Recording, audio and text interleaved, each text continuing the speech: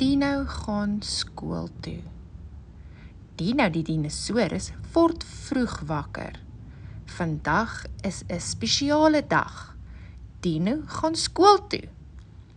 Hy trek sy rugsakkie aan en sê totsiens vir mamma Dino. Ek is bietjie senuweeagtig, sê Dino.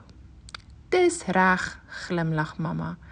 Jy gaan baie pret hê.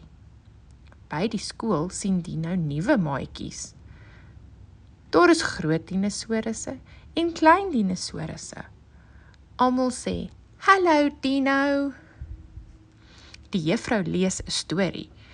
Dino sit stil en luister mooi. Hulle teken prentjies en sing liedjies saam. Later die dag speel Dino buite. Hy hardloop, lag en speel bal met sy nuwe maats. Dino voel nou bly en dapper. Aan die einde van die dag gaan Dino huis toe. Ek het vandag baie geleer, sê hy trots. Ek hou van skool. Dino glimlag, want môre gaan hy weer.